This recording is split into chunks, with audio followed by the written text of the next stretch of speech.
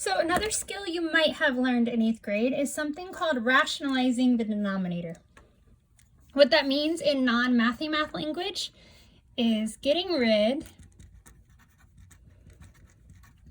of roots or radicals or square roots or whatever other word you associate that symbol with from the bottom of a fraction. So that is the non-mathy math language to explain what we're about to do. So textbooks do not like square roots in the bottom of a fraction.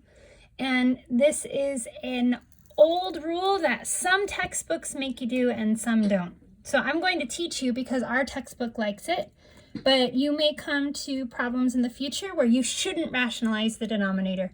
We may talk more about that later. Kind of depends on the context. So for example, example 1, I want to simplify the square root of 1/2.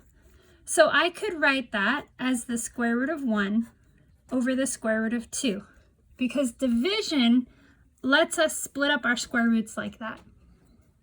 Now the square root of 1 is 1, and the square root of 2, if you type it into your calculator, it's ugly, and we don't want to do that.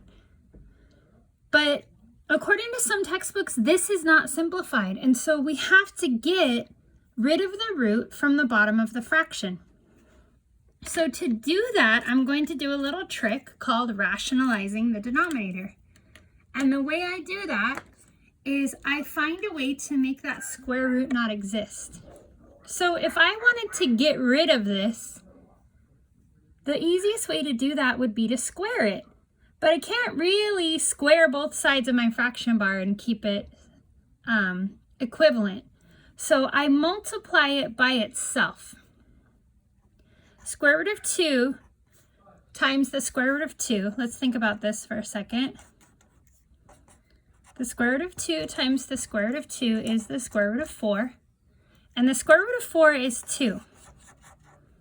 That process has gotten rid of the square root in the denominator. So I like the idea of multiplying this denominator by the square root of 2.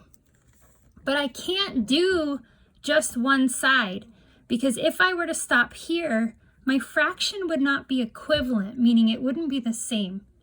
So the only thing I'm allowed to do is multiply by 1. And so to do that, I need to multiply by 1. The square root of 2 divided by the square root of 2 is really 1 in disguise.